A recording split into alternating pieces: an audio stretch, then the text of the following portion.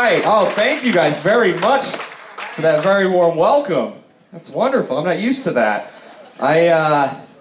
Usually I'm asked to leave places discreetly. I'm going to tell you a little bit about myself before I start. I was born Irish Catholic, and what I know Nell just, yeah, baby, repressive as well. We got some things to work out, don't we? Doing mine up here. I know Nell mentioned comedy's not a participation sport, but I grew up around the Bible, and what I like to do in my sets is open the floor to questions. You know, in 2017, not everybody's religious, so if you do have any questions about the Bible, now is the time to ask. Like I said, I grew up around it.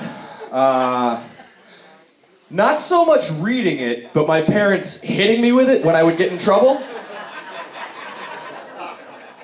I'm just kidding. My parents are here tonight, and they both hate that joke. Where are they? Actually, I was adopted, Mom.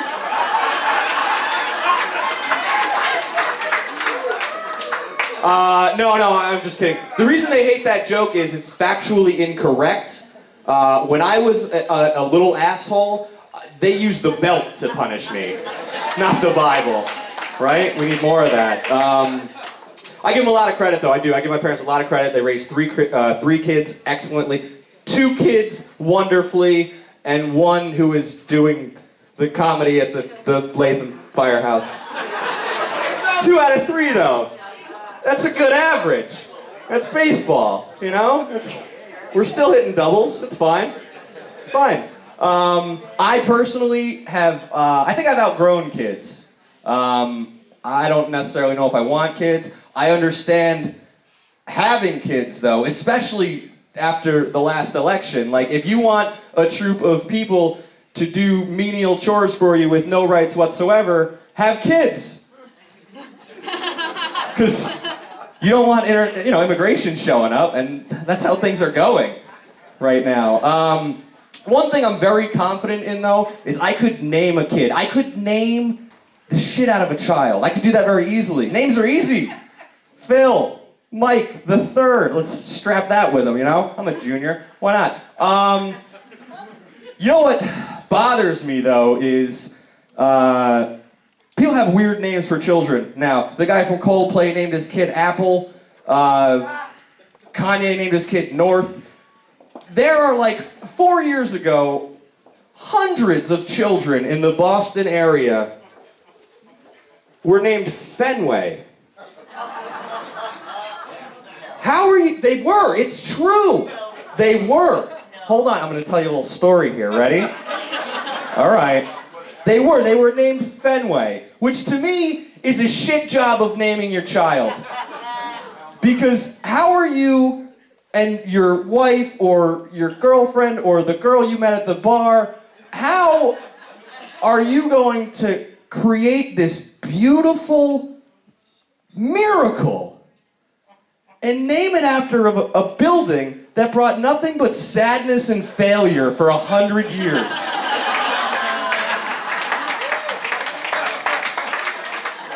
Are you really setting your child up for success at that point? Like, not for nothing, I've never met a woman from Hawaii named Pearl.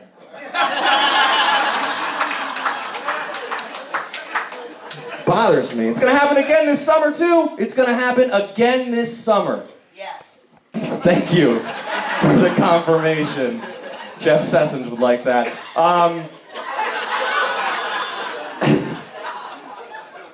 Hundreds of kids in the Chicago area are gonna be named Wrigley because Mom and Dad got loaded at Game 7 and did the nasty next to a century-old piss trough. Like, that's terrible. You don't see that shit in the NFL. You know, you don't see that shit in football. And you wanna know why? Because the NFL does not romanticize nonsense like that, okay? I've never met a MetLife Johnson before. But I know 7 dudes named Fenway from South Boston alone. Like, what's wrong with these people? I just broke up with a girl over Christmas. It was our second Christmas and our last Christmas together. I don't know. I kind of know why it didn't work out, though. We had different values on things. We liked the idea of having kids. That's a lie. She liked the idea of having kids. And I liked it. I like the idea of having kids like the idea of buying a brownstone apartment. You know? Like, hear me out. Hold on, I'll get there. The first 5 or 6 years, the plumbing is going to be very suspect. You're going to dump an ungodly amount of money into this thing, and, like, who knows what condition it's going to be in 2 decades. You know? So, that's, I tried to do the right thing, though. She wanted a TV for Christmas, so I went and bought her a TV, and, turns out you can actually give a gift, and it can be the wrong gift. I bought a TV, and it was the wrong television. I also bought it from the wrong store. We bought it at Walmart. So, a couple days after Christmas, we go to Walmart to return the television that I bought her, and I pretty much just think about myself. So, like, I don't keep receipts or anything like that. We wait like an hour in the line, and you guys have, right? Any returns at Walmart? You guys have been there, right? It's soul crushing. It's just you have to dedicate half of a day to it. So. We get through it, we get to the front of the line, and she puts the television on the stand. She says, I want to return this. And the young gentleman behind the counter says, I'm sorry, ma'am, without a receipt, there's nothing I could do for you. Right? Now, at this point, you can answer it. I got time.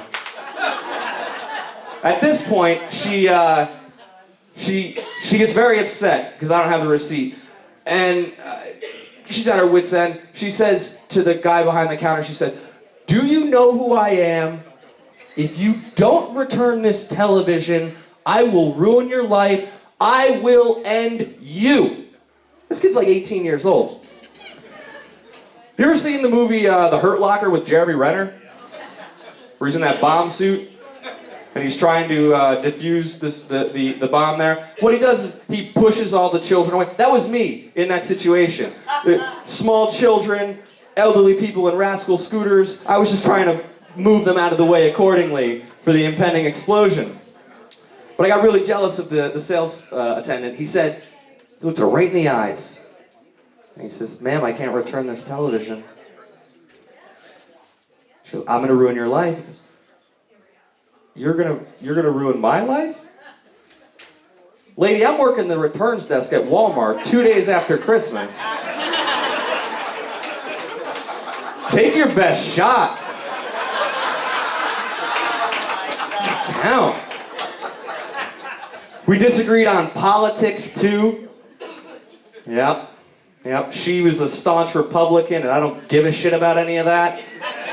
She, couple months ago when Hillary Clinton was going to be prosecuted, she called me up just so mad. And she said, do you believe this? This is crazy. Hillary Clinton is not going to be prosecuted for her whatever, emails. I don't fucking know.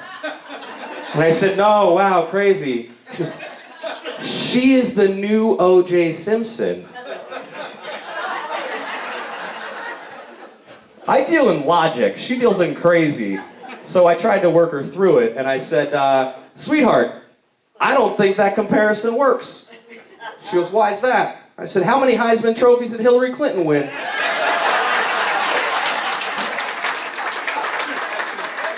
The answer is 0.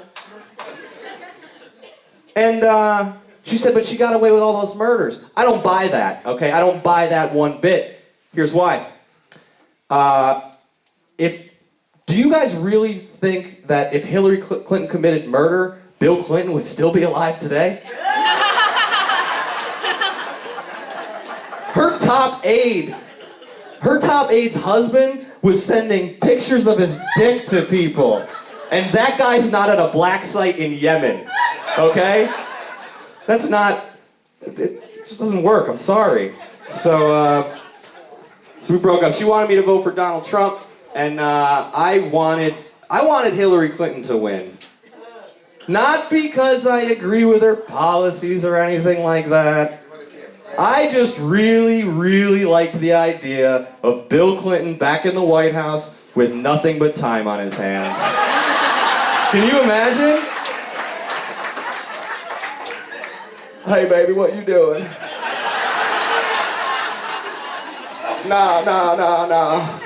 Hill Dog's gone for the weekend. She's at the G8 summit, but I'm trying to have the G-Spot summit at 1600 Pennsylvania. What do you think?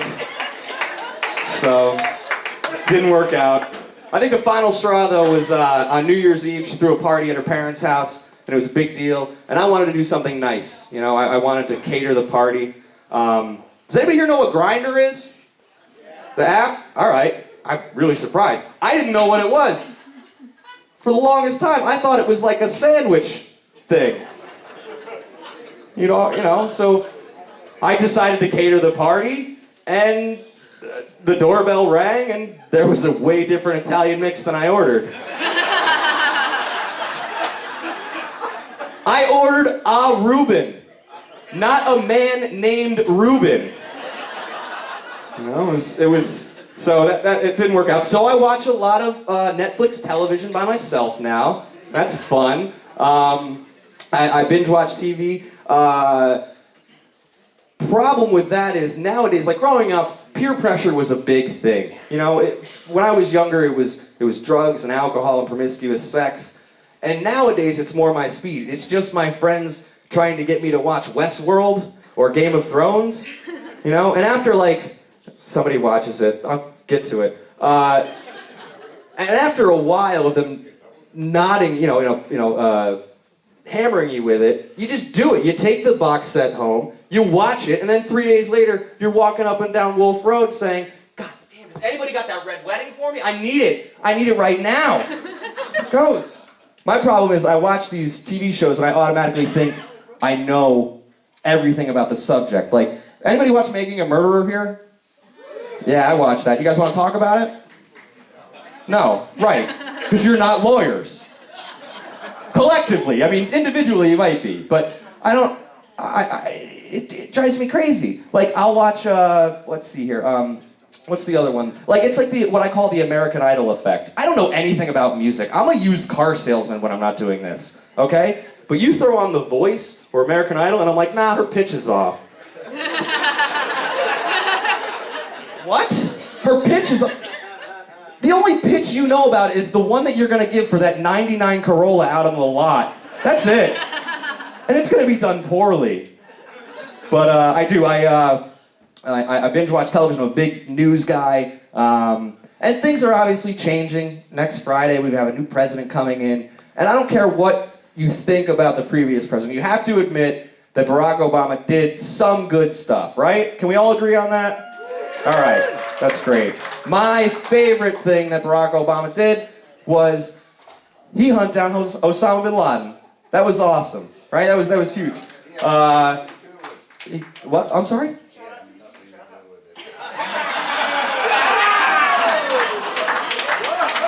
All right, SEAL Team 6 and this guy took down Osama bin Laden. Whatever. That's fine. But he did. Now, Obama goes out to the Rose Garden, and he saunters out, and he talks about how we found a huge treasure trove of logistical information and planning and all this stuff. It was wonderful. And then about a week later, the news media also reports that they also found a huge treasure trove of pornographic movies in the compound. This is true. You can look it up later, after the show. So I got to thinking, like, what are some of the adult films that Osama bin Laden watches, right? One of them's gotta be Jihad Me for the First Time, right? Another one is probably Magic Carpet Munchers. That's gotta be on the list. The comics might like this. The Terroristocrats. That was a good one. My favorite, though, was a regional title. He actually got an executive producer credit for it. And it was called A Lot of Bad, A Bada Bad Bitches. So that's it. Anyways, you guys have been wonderful. Thank you so much. Put your hands together for yourselves. Keep it going for your lovely host, Elle Shanahan. And enjoy the rest of the show. Thank you. My name is Mike Cahill.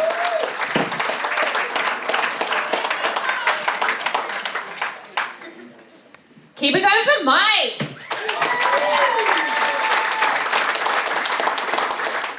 Okay, next up we have another very funny comedian. Those are the only ones we tried to book.